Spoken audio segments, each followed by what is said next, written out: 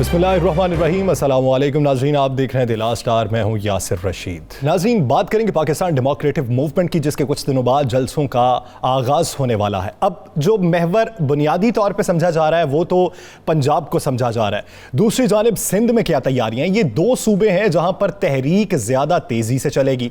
अब सिंध और पंजाब में पाकिस्तान पीपल्स पार्टी और पाकिस्तान मुस्लिम लीग नून की अक्सरियत है। अगर अपोजिशन जमातों का अहाता किया जाए तो इन दोनों जमातों का क्या कोई क्लैश भी हो सकता है? और वफाकी हुकूमत में बैठे हुए अपोजिशन के जो अराकीन हैं वो क्या राय रखते हैं, उनकी क्या सोच है, किस तरीके से तहरीक को आगे बढ़ाना चाहिए, इस सारे मंजरनामे पर बात करेंगे। सबसे पहले खावर साहब की जानिब बढ़ूंगा। खावर साहब, बात करते हैं सिंध के जलसों के हवाले से। कराची में पहला जलसा है, क्या कोई क्लैश हो सकता है? और अगर दीगर जलसों की तारीखों पे नजर दौड़ाएं तो ज्यादातर जो जलसे हैं वो पीपल्स पार्टी के मखसूस दिनों पे हैं, जो वो यौम तासीस के तौर पे मनाते हैं या मोहतरमा की शहादत के दिन को मनाते हैं, तो उन तारीखों पे वो जलसे रखे गए हैं। तो क्या आने वाले दिनों में इन तारीख पे भी कोई एतराज़ात हो सकते हैं, तहफ़्फ़ुज़ात हो सकते हैं?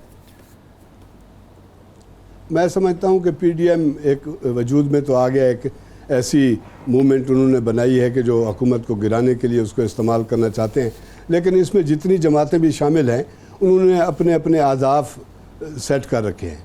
जैसे पीपल्स पार्टी है, वो सिंध में हुकूमत करती है, इसलिए वो इस्तीफ़ों से ली तो लाल से काम लेती है। नून लीग समझती है कि इस्तीफ़ों को आखिरी ऑप्शन के तौर पर इस्तेमाल किया जाए, जबकि JUI जो खाली हाथ है वो समझती है कि फौरी तौर पे हल्ला बोल देना चाहिए और असम्बलियों से इस्तीफ़ा देकर हुकूमत को चलता करना चाहिए। इस वक्त जो जलसों की सूरत हाल है, पीपल्स पार्टी मैं समझता हूँ कि अपनी हिकमत अमली की वजह से कामयाब रही है कि उसने पहला जलसा 18 अक्टूबर को है। ये वो दिन है जब सानिया कारसाज हुआ था, बीबी वापस आई थी जलावतनी ख़त्म करके, और कहा गया था कि एक मुआहदे की वजह से वापस आई हैं, लेकिन यहाँ आकर उन्होंने उस मुआहदे से रूगर्दानी की थी, तो उन्हें ऐसी सूरत हाल का सामना करना पड़ा कि हमला हो गया कारसाज पे। बहुत बड़ा जुलूस था, उन लाखों लोग उनके इस्तकबाल के लिए मौजूद थे। तो दूसरा जो जलसा है वो एक कोयटा में है, कोयटा वाला 25 अक्टूबर को है। उसमें आजमाइश है पख्तूनख्वा मिली अवामी पार्टी की और JUI की, वो उसके पावर बेसेस हैं।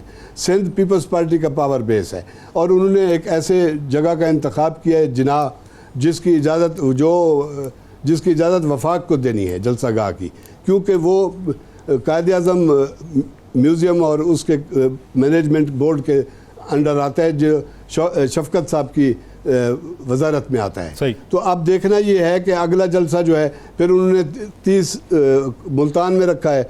मुल्तान वाला जलसा जो है वो 30 नवंबर को है। 30 नवंबर पीपल्स पार्टी का यौम तासीस है। फिर 27 दिसंबर को लाड़काना में जलसा रखा गया है। 27 दिसंबर का जलसा जो है वो बीबी की शहादत के दिन। यकीनन इन जलसों में अवाम उमड़ कर आएंगे। पाकिस्तान पीपल्स पार्टी नहीं, मुख्तलिफ सूबे के मुख्तलिफ लोग बीबी की शहादत पर अफसरदा हैं और वो उनसे प्यार भी करते हैं। तो पीपल्स पार्टी अपने त्योहारों को कैश कराकर इसको मूवमेंट बनाने की कोशिश कर रही है। लेकिन इसमें एक बात है कि समझा जा रहा है कि अभी इतलात हमें मिली हैं कि मरियम नवाज़ शरीफ इस जलसे में नहीं आ रही, और मैं समझता हूँ कि अगर मरियम नवाज़ कराची के जलसे में नहीं आई तो फिर PDM के अंदरूनी इख्तलाफात जो हैं वो खुल कर सामने आएंगे कि आप अपने पत्ते शो क्यों नहीं कर रहे। JUI क्या चाहती है? JUI ने अभी कल ही इत्तेफाक से मैं वहाँ मौजूद था, और मेरी मौजूदगी में JUI का एक नुमाइंदा वफ़द जो है राशिद महमूद सोमरो साहब की क़यादत में, असलम गौरी साहब की क़यादत में वहाँ मिला है सैयद नासिर हुसैन शाह साहब के साथ, और उन्होंने अपने तहफ़्फ़ुज़ात का इज़हार किया है। उन्होंने खदशे का इज़हार किया है कि ये सारे जलसे जो हैं सिंध में ये पीपल्स पार्टी कैश करना चाहती है। यकीनन वो कैश करेंगे। जब उन्होंने अपने त्योहारों पर जलसे रखे हैं तो वो उनके रिवायती इवेंट हैं, उसमें लोग आते हैं, लोग अपनी अपनाइयत का सबूत भी देते हैं, और लोग आके वहाँ पर बीबी की शहादत को खिराज अकीदत भी पेश करते हैं।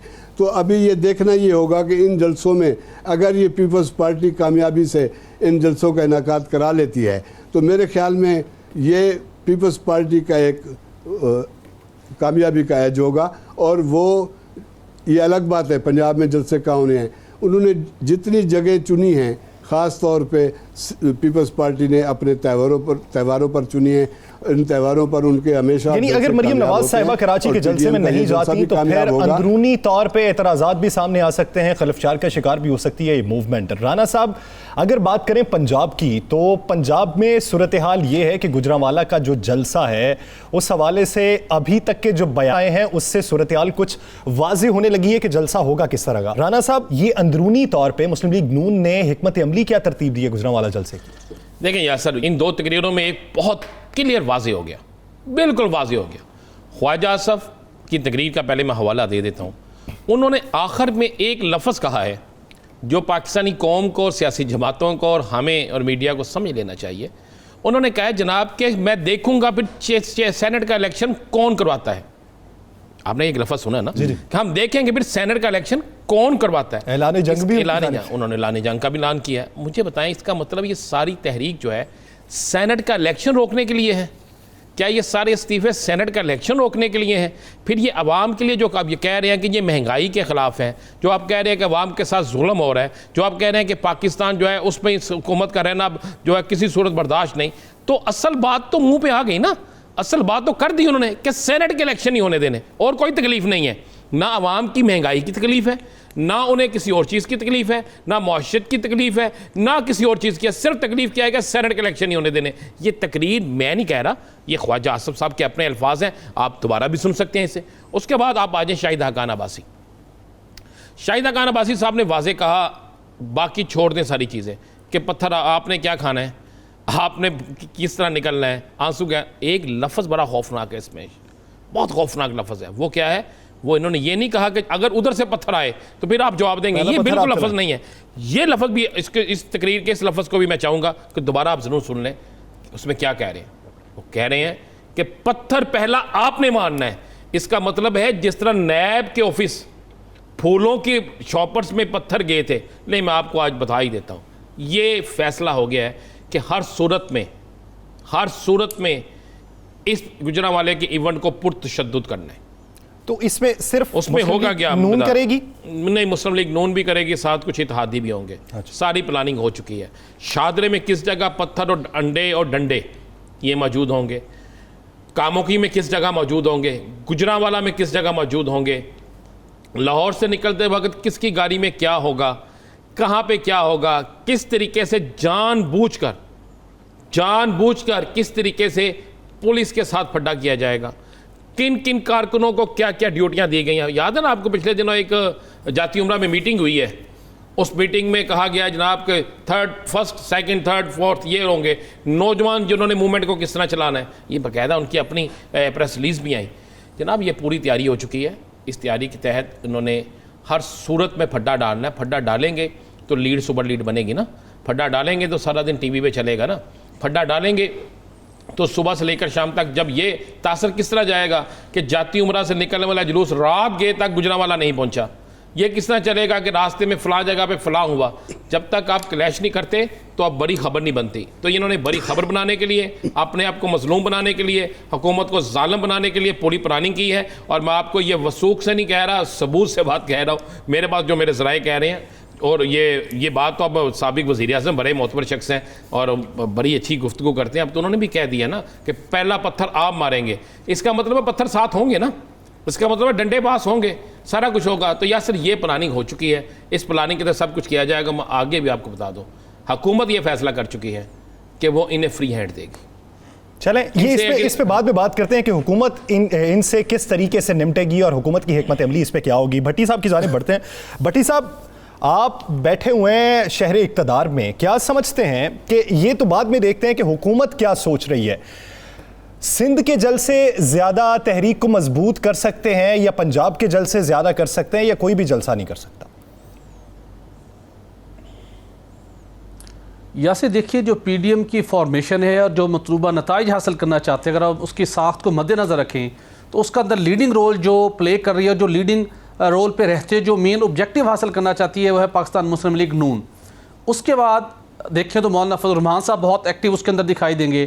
पाकिस्तान पीपल्स पार्टी इस वक्त मजबूरन उसका हिस्सा तो बन गई, लेकिन जब वक्त आगे बढ़ेगा उसकी निशानदही तो ख्वाजा आसिफ साहब पहले ही कर चुके कि हमें उनके ऊपर एतबार नहीं है, वो किसी भी वक्त इस सारे सीन से गायब हो सकते हैं। लेकिन पीपल्स पार्टी ने भी इस वक्त समझा कि उनके ऊपर जितना मनी लॉन्ड्रिंग के केसेस, फेक बैंक अकाउंट्स और दीगर रेफरेंस हतमी मरहले में दाखिल हो रहे हैं, फ़र्द जुर्म उनके ऊपर आयद हो रही हैं, उनके पास अवाम के सामने सुरखरू होना तो दूर की बात, अवाम में अपनी एग्जिस्टेंस को इंटैक्ट रखने के लिए उन्हें ना कोई प्लेटफॉर्म चाहिए था। वो फिल वक्त तो इस प्लेटफॉर्म को अपने लिए यूज़ कर रहे हैं। और जैसा कि अभी हमने सुना कि वो सिंध के अंदर उन्होंने जिन जलसों को प्लान किया है वो इस तरीके से किए जहाँ पे उनके अपने ऑलरेडी प्लान उनके बड़े इवेंट होते हैं उन तरीक़ों में किए हैं ताकि हम कोई ना कोई बात करने की पोजीशन में हों। लेकिन मेरा सवाल ये है कि उसके बाद रह जाती है पाकिस्तान मुस्लिम लीग नून और किसी हद तक मौलाना फजल रहमान साहब। अब ये अगर जलसे करते हैं और जिस तरीके से शायद का नबासी साहब ने निशानदही की है, तैयार किया लोगों को पूरी एक फ़ज़ा ख़राब करने के लिए, तो उसके अंदर बड़ी एक अलार्मिंग बात यह भी है कि अवाम इस मूव को डिस्करेज कर सकते थे, ये कर सकते हैं, ये क्या करेंगे वो आने वाले दिनों में साबित होगा। उसके लिए अगर अवाम ऐसे मूवमेंट को, ऐसी तहरीकों को रिजेक्ट करते हैं तो उसके लिए ज़रूरी होता है कि जो वक्त की हुकूमत वक्त होती है वो कमिटमेंट के मुताबिक अवाम के लिए कुछ ना कुछ कर चुकी हो, कुछ बड़े मंसूबे कर चुकी हो। कोई जो तब्दीली का आलम उठा के निकली थी पाकिस्तान तहरीक इंसाफ, वो तो अब खुद पुरानी रस्मों पर चल निकले। तो ऐसे मौके के ऊपर मुस्लिम लीग नून तो इस वजह से एक एडवांटेज मिलेगा जो हुकूमत के कुछ मशीरों की अपनी नलायकियाँ हैं और जो उनकी कारकर्दगी है। अब चूँकि हुकूमत में रहते हुए आप बयानबाजी से सिर्फ काम नहीं चला सकते, तो उसका कुछ ना कुछ एडवांटेज यकीनी तौर के पर नून लीग को पंजाब में मिलेगा, जो इस वक्त सूरत हाल है। लेकिन इंपॉर्टेंट ये है कि इसका एंड रिजल्ट किसी सूरत ये नहीं होना चाहिए कि हम सियासी जिद और अना की खातिर कि हमने सेनेट के इलेक्शन नहीं होने देने, पीडीएम को प्लेटफॉर्म इसलिए यूज़ करना है। तो ये मेरे ख्याल में आप जमहूरियत के साथ नहीं, जमहूरियत के साथ बेहतरी नहीं बल्कि जमहूरियत को डैमेज करेंगे अगर इस इंटेंशन के साथ आप आगे बढ़ेंगे। पहले आपने अवाम का जिक्र किया कि अवाम को ये फैसला करना चाहिए। वज़ीर आज़म इमरान खान ने आज जो बयान दिया है उसके मुताबिक उनकी अवाम से ये अपील है कि आप इनसे पैसे भी लें, आप कीमे वाले नान भी खाएं, लेकिन खा पी के घर में बैठे रहें, इनके जलसों में ना जाएं। नाज़रीन, हुकूमत पाकिस्तान तहरीक इंसाफ की जो हुकूमत है वो इन जलसों से निपटने के लिए क्या तैयारियां किए हुए है, इसी पर बात करेंगे एक शॉर्ट ब्रेक के बाद। Stay with us.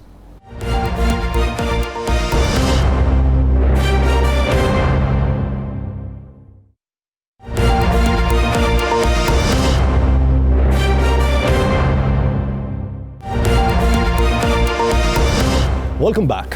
राना साहब अब बताएं कि हुकूमत इन जलसों से किस तरीके से निपटेगी।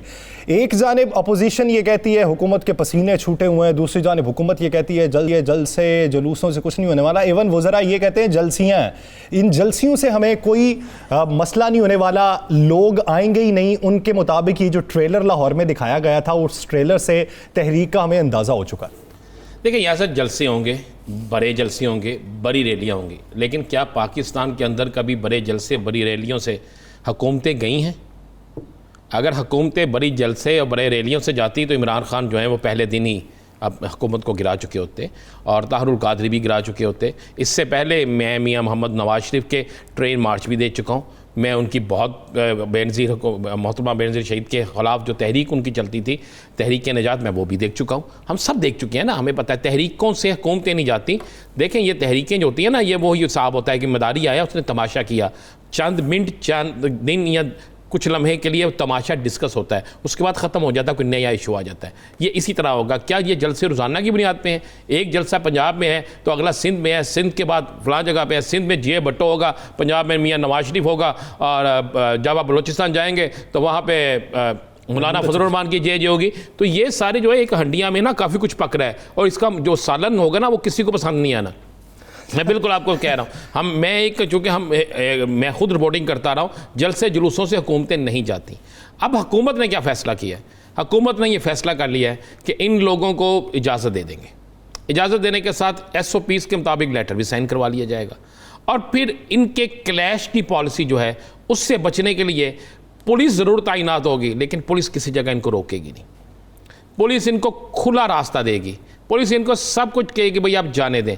ये फैसला हो चुका है। जो इनका जहन है उस जलसे से पहले तू तरार चलती रहेगी, ये सारा कुछ चलता रहेगा, हुकूमत की तरफ से भी इनकी तरफ से भी, लेकिन हुकूमत इन्हें किसी किस्म का डिस्टर्ब नहीं करेगी। कोरोना की सूरत हाल के हवाले से इनको बता दिया जाएगा आपने एहतियाती तदाबीर करनी है, और इसके अलावा कुछ नहीं होगा। और अपोजिशन का जो एक ये कहना है कि गिरफ्तारियाँ, पकड़ दकर और दीगर मामला, ऐसा नहीं होगा। हाँ, ये ज़रूर होगा। मैं एक खबर ब्रेक कर दूँ, ये ज़रूर चेक हो रहा है और ये बड़े मोतबर ज़राए चेक कर रहे हैं कि इतनी बड़ी फंडिंग, इस जुलूस, रैली, जलसों की इतनी बड़ी फंडिंग कहाँ से आ रही है और उस फंडिंग को किन के ज़रिए लाया जा रहा है, और ये फंडिंग कहाँ से आएगी, किस तरीके से आएगी, कौन कौन कर रहा है, और क्या इन जलसे जुलूसों की आड़ में कहीं स्मगलिंग की गाड़ियाँ नहीं होती जो नॉन कस्टम पेड होती हैं, ये किसी और सूबे से पंजाब में तो नहीं आएंगी। चेक एंड बैलेंस रखा जा रहा है इसमें, बिल्कुल किया जाए, चेक एंड बैलेंस रखा जा रहा है। भट्टी साहब, आप तो शहर इक़्तिदार में बैठे हैं, सरगोशियां भी यहीं से शुरू होती हैं, ऐलानात भी फिर यहीं पे होते हैं, तो क्या समझते हैं कि वाकई जो हुकूमती अराकीन हैं वो परेशान नहीं है, या फिर ऐसी सरगोशियां चल रही हैं? क्योंकि NCOC ने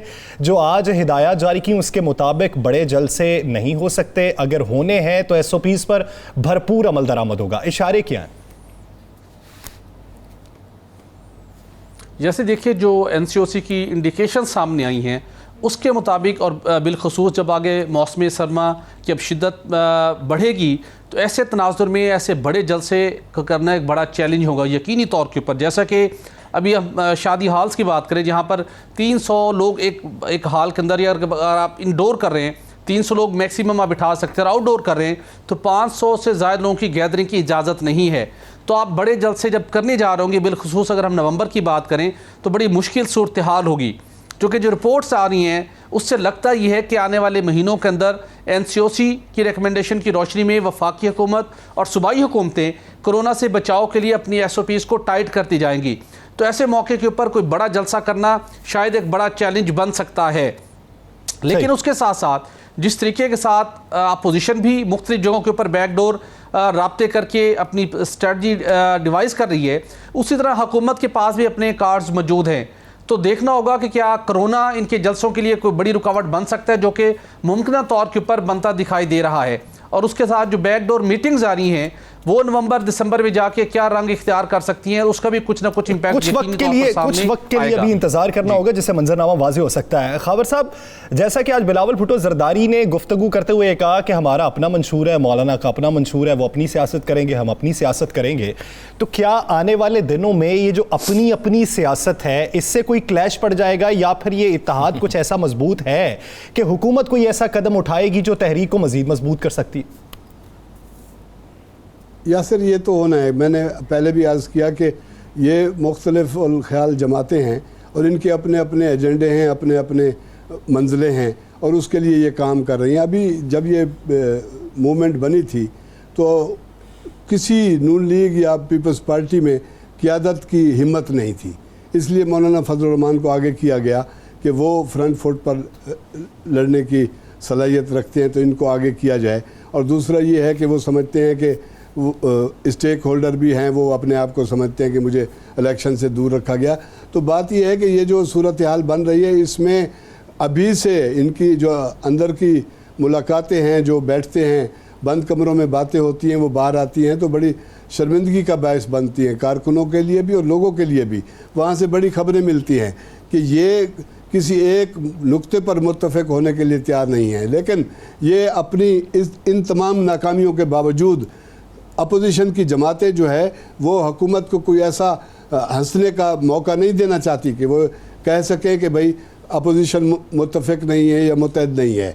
अभी कराची में भी मैंने आपसे अर्ज़ किया कि इस तरह के आपस में राब्ते हो रहे हैं, तो पंजाब को छोड़कर ताकत का मुस्तकर बनाने की कोशिश की गई है सिंध को, ताकि सिंध पीपल्स पार्टी का पावर बेस है, यहाँ से एक मोमेंटम बनाकर बलूचिस्तान में जाएं, फिर उसके बाद मुल्तान में जाएं, फिर उसके बाद हम जाएं लाहौर में और फिर पंजाब में जाएं। लेकिन मुझे लगता है कि ये SOPs के हवाले से जो बात हो रही थी, लोग बड़े मोहतात रवैये इख्तियार करेंगे और इनके जलसों में चले शिरकत देखते के हैं हवाले कि से कुछ पंजाब मसाइल से पैदा हो जब सकते हैं। आगाज हो रहा है तहरीक का, तो क्या पंजाब से आगाज करने के बाद सिंध को बतौर तहरीक के आगे माखज़ चुना जाता है या फिर वापसी पंजाब में ही होती है? ये तो अब आने वाले दिनों में ही वाज़ेह हो पाएगा। हिकमत अमली क्या तरतीब दी गई, इत्तफाक किस पे किया गया? नाज़रीन, वफाक और सिंध के जारी करदा मंसूबों और सिंध और पंजाब की पानी की लड़ाई पर बात करेंगे एक शॉर्ट ब्रेक के बाद। Stay with us.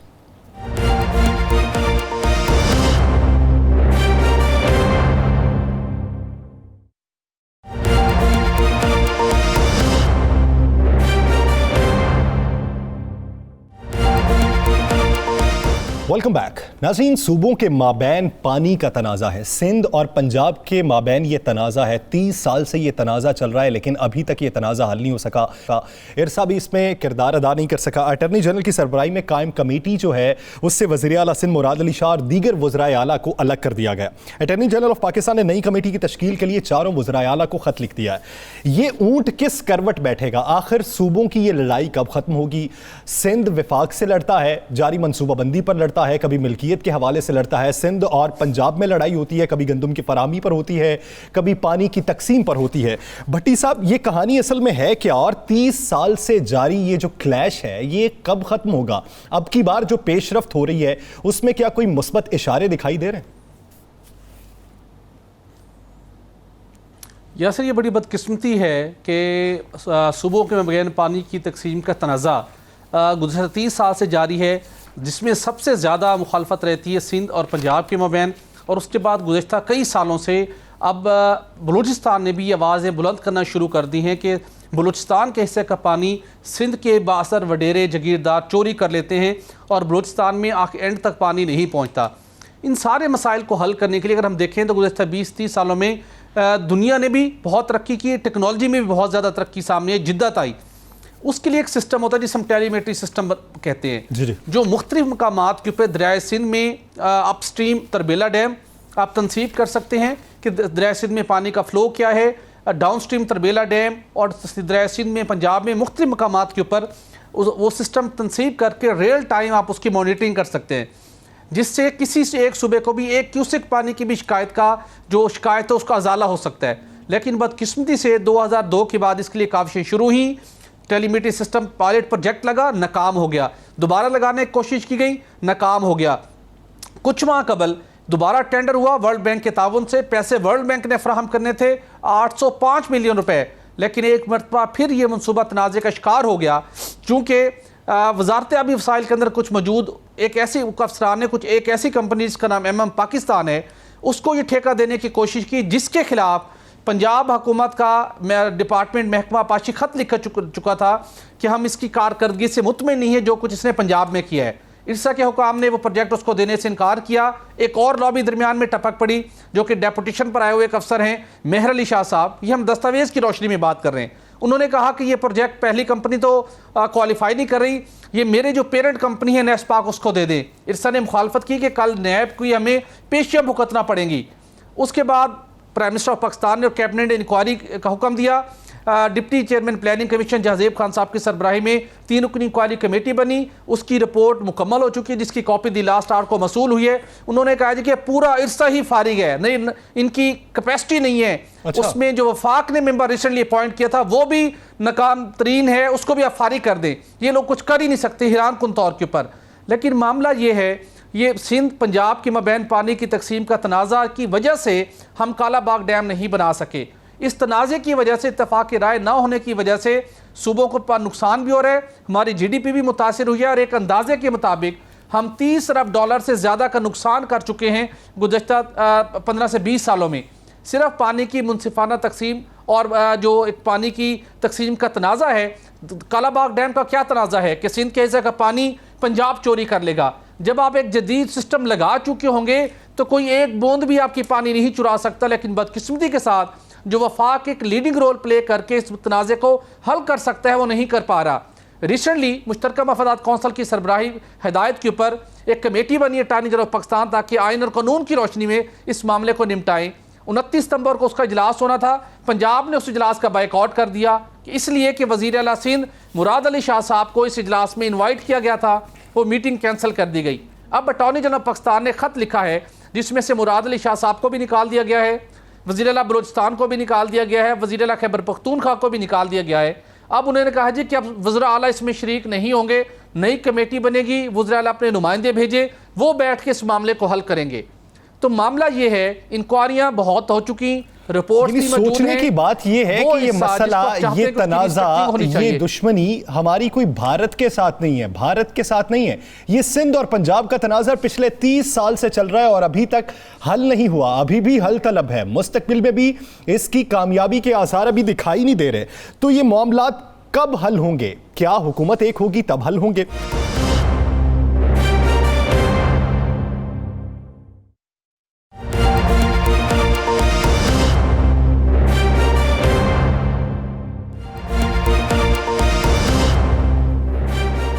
Welcome back. Khawar साहब, आपकी जानिब आता हूं। अभी जो सिंध और वफाक के माबैन एक तनाज़ा चल रहा है वो तो कराची ट्रांसफॉर्मेशन प्लान पे चल रहा है, उसके साथ साथ आइलैंड्स पे चल रहा है। तो कराची ट्रांसफॉर्मेशन प्लान पे जो गुज़श्ता रोज़ मुलाकात हुई गवर्नर सिंध की वज़ीर आज़म से, उसका अभी कोई आसार दिखाई दे रहा है, उस पर कोई पेशरफ्त होती दिखाई दे रही? मैं तो पहले यासिर थोड़ा सा पानी की लड़ाई की मुख्तसर सी तारीख बयान करूँगा कि ये लड़ाई 30 साल से नहीं है, ये अंग्रेज़ों के दौर से, अंग्रेज़ों के दौर में भी ये 100 साल पुरानी लड़ाई है।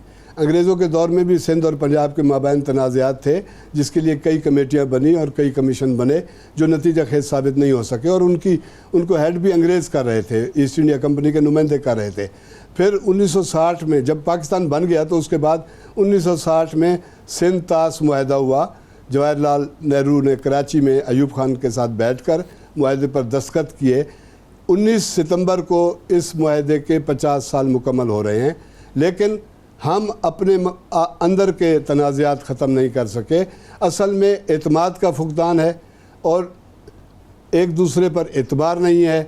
हम 74 सालों में आपस में तनाज़ात, पानी के तनाज़ात हों, इराजियों के तनाज़ात हों, मुख्तलिफ़ वसाइल के तनाज़ात हों, NFC अवार्ड्स हों, इस तरह के मसाइल पर हम एक दूसरे पर शक व शुबे की नज़र से देखते रहते हैं। अब आपने उसकी बात की, गवर्नर साहब और वज़ीर आज़म साहब की मुलाकात की कि 1100 अरब का पैकेज दिया गया, उस पर काम का आगाज़ हो रहा है। उसमें मुश्किलात ज़रूर हैं। एक तो वो ट्रांसपेरेंट नहीं है। वज़ीर आज़म ने जब ऐलान किया तो बताया नहीं गया कि ये 1100 अरब रुपए कहाँ से आएंगे, कौन कितने देगा, किसका कितना शेयर होगा और इसमें सिंध हुकूमत क्या देगी। तो इसलिए इसकी वजह से चहमुगयाँ हुई और बहुत सारे मामलात बाहर आए कि ये लोगों ने शकूक व शुबात का इजहार किया कि ये मसाइल हाल ही नहीं होने। अब ये हुआ है कि वज़ीर आज़म इस मामले पर संजीदा हैं और वो नहीं चाहते, कुछ लोगों की कोशिशों के बावजूद भी, कि सिंध के साथ मामलात ख़राब किए जाएं। वो मुराद अली शाह से उन्होंने कहा कि आप बैठकर सिंध हुकूमत के साथ मामलात तय करें, इस कराची पैकेज पर भी बात करें, और जज़ायर जो ये बंडर और जज़ायर है ये और बुड्डो जज़ायर है, इस पर मिल्कियत हमेशा से सिंध की तस्लीम की गई है। विद इन सिंध एक मामला है थोड़ा सा कि सिंध का दावा है कि ये हमारी मिल्कियत है, जबकि पोर्ट कासिम अथॉरिटी के साथ उसके मामला चल रहे हैं, कोर्ट में भी हैं कि वो पोर्ट कासिम की अथॉरिटी कहती है कि ये हमारी है। उस लिहाज से पोर्ट कासिम एक वफाक की नुमाइंदा है, चूँकि इसलिए वफाक की बात होती है। तो अब जब जज़ायर की बात हो रही है तो एक मशरूत हवालगी का लेटर दिया था इन्होंने कहा था कि इसमें ये चीज़ें रखें तो हम ये इराजी आपको तामीरात के लिए देने के लिए तैयार हैं। लेकिन जब आर्डिनेंस आया तो उस पे वो थोड़ा सा रिजर्व हो गए और अब भी वो बात इसलिए नहीं कर रहे कि जब तक ऑर्डिनेंस वापस नहीं होता तब तक बात नहीं हो सकती। राना साहब क्या समझते हैं कि सिंध और पंजाब की पानी पे लड़ाई हो, जिस तरह के खावर साहब ने बड़ी डिटेल में बात की है, वफाक और सिंध की लड़ाई हो, ये मसले कब हल होंगे? तब हल होंगे कि जब सिंध, पंजाब और वफाक में एक ही पार्टी की हुकूमत होगी? नहीं, उस वक्त नहीं होंगे। क्या एक पार्टी की हुकूमत नहीं रही? आप क्यों बोल रहे हैं? इसी सिंध में, सिंध और पंजाब में एक पार्टी की हुकूमत भी रही है, वफाक में भी एक पार्टी की हुकूमत रही है। पीपल्स पार्टी की पंजाब में हुकूमत रह चुकी है।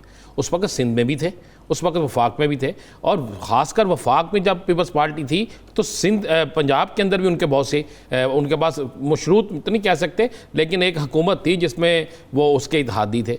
तो ये सारा कुछ था। बात मामला ये है कि ये जो हम पानी का तनाज़ा कह रहे हैं ना, ये जो डैम की बात कर रहे हैं, अगर हम गौर करें तो हमें नज़र आएगा कि पूरी दुनिया के अंदर ये मामला नहीं होते। पाकिस्तान के अंदर कुछ कुव्वतें ऐसी हैं जो पाकिस्तान के अंदर डैम नहीं बनने देती। उन कुव्वतों के किन किन सियासी जमातों के अंदर कौन कौन से वाबत हैं, अगर हकीकत हम जानना चाहें, या आप सिर्फ इसे पंजाब और सिंध की ना बात करें, ये भट्टी साहब इस बात की तस्दीक करेंगे, खावर साहब भी करेंगे, तो फिर बहुत से डैम्स पर खाली पंजाब से सिंध से नहीं, बलूचिस्तान से सॉरी KPK से आवाज़ें क्यों उठती हैं, मुख्तलिफ सियासी जमातें वहाँ से क्यों बातें करती हैं, बलूचिस्तान से क्यों आवाज़ उठती है।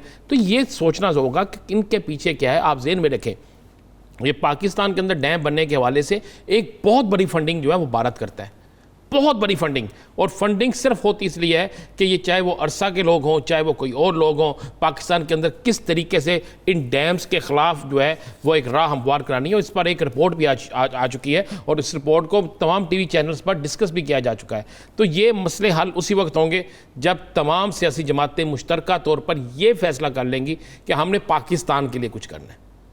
जब पाकिस्तान के लिए करने की बारी आएगी तो कोई भी डैम मुतनाज़ा नहीं होगा, ये यासर बिल्कुल एक क्लियर है। लेकिन बदकिस्मती ये है कि सब पाकिस्तान के लिए नहीं करते, कुछ पाकिस्तान के लिए करते हैं तो कुछ जो है वो अपनी ज़ात का नारा या सूबाई असबियत का नारा लगाकर इन चीज़ों को मुतनाज़ा बना देते हैं। आज पानी की किल्लत है, पानी की किल्लत, अगर डैम बना होता, आज बिजली की किल्लत, पानी की किल्लत, ये सारी किल्लतें दूर ना होती, बंजर ज़मीनें सैराब ना होती, पाकिस्तान के अंदर बिजली जो है हमें बाहर से जो खरीदना पड़ रहा है सारा कुछ ये ख़त्म ना हो जाता, तो और पाकिस्तान खुशहाल ना हो जाता। तो पाकिस्तान की खुशहाली कौन नहीं देखना चाहता, ये आपको ज़हन में रखना होगा। जो नहीं देखना चाहता वो किस तरीके से किन को इस्तेमाल करता है वो आपके सामने है। और ये आगे आने वाले दिनों में भी ये सब कुछ होता रहेगा। ये अगर आप कहें कि ये ख़त्म हो जाएगा, ऐसा मुमकिन नहीं है। अब बहुत से फैसले ऐसे हैं जो बहुत से हुक्मरानों ने ना होने के मौसम जिनके मतलब कहा गया था ये फ़ैसला कोई सूबा नहीं मानेगा, जब फैसला करने का वक्त आया और जब उसे मनवाने का वक्त आया, क्या नहीं मनवाया गया?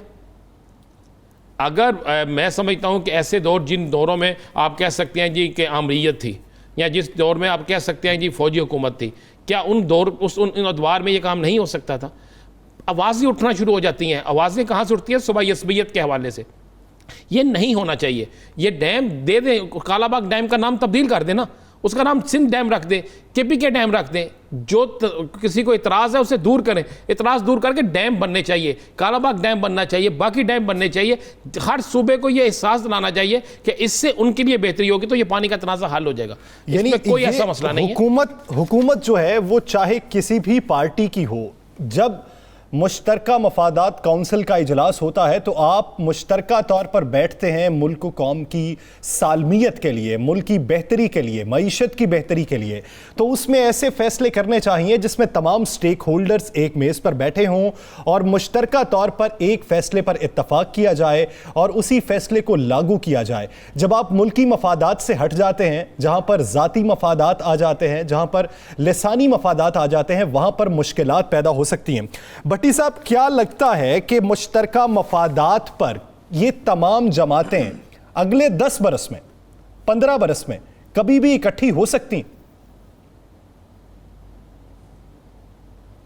यासिर, देखिए, होना चाहिए। बहुत से ऐसे मामलात अगर माजी करीब में आप नज़र दोहराएं, जब सियासी जमातों के अपने मफादात सामने आए तो वो सर जोड़कर बैठी। जब इनको पता था कि 18वीं तरमीम में हमने सब ने अपना अपना हिस्सा लेना है, हमने किसी ने कहा कि कुदरती वसाइल का हिस्सा लेना है, किसी ने कहा कि मैंने 3rd टाइम प्राइम मिनिस्टर बनना है, तो आपको याद होगा कि सब लोग बैठे, सर जोड़कर बैठे और एक दूसरे की वो बातें जो किसी आम हालात में कभी मानने को तैयार नहीं होते, लेकिन उस वक्त इन्होंने मानी और आईनी तरमीम हुई। तो जब मुल्क की आप बात करेंगे, मुल्क की मफाद के लिए सब सर जोड़कर बैठेंगे, तो आजकल के दौर के अंदर हर मसले का हल मौजूद है, सोल्यूशन मौजूद है। आप एक सिंपल सी बात है, KPK है, बलूचिस्तान है, सिंध है, पंजाब है, सबके जो तहफ़ुज़ात हैं, सबकी जो ऑब्जर्वेशन है वो आप सामने रखें, एक्सपर्ट बिठाएं, उसका टेक्नोलॉजी की रोशनी में उसका सलूशन मौजूद है। तो अगर उसका फ़ायदा मुल्क को होना है तो फिर वहाँ बैठ के ये अहद करें कि हमने मुल्क के मफाद के लिए सब कुछ कर गुजरना है। मामला ये है कि मुख्तलिफ़ तरीक़ों के साथ मुख्तलिफ़ शख्सियात को इस बात के ऊपर उकसाया जाता है कि आप इस बात के ऊपर सियासत करें।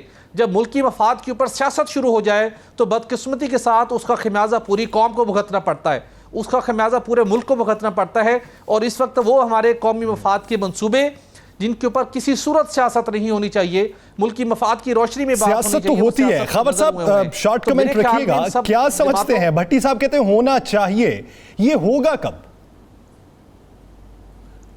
देखिए यासिर, बात यह है कि पाकिस्तान में कुछ ऐसे कोर इश्यूज़ हैं जिन पर हमेशा मुख्तलिफ़ कौमियतों के दरमियान, मुख्तलिफ़ सूबों के दरमियान, मुख्तलिफ़ इलाकों के दरमियान झगड़े रहते हैं, गलत फहमियाँ भी रहती हैं और उठा पटक भी रहती है। लेकिन मैं समझता हूँ कि अगर हम बेहतरी की तरफ सोचना चाहें, बेहतरी की तरफ सफ़र और पेशरफ्त रखना चाहें, तो उसके लिए ज़रूरी है कि हम ये कैसा मुल्क है कि जिसने एटम बम तो बना लिया, टेलीमेट्री सिस्टम नहीं बना सका। ये हैरत होती है। हम सब कुछ कर सकते हैं, हमारे अंदर सलाहियत भी मौजूद है, हमारे अंदर लोग भी मौजूद हैं जो ये सारे बड़े बड़े काम कर सकते हैं।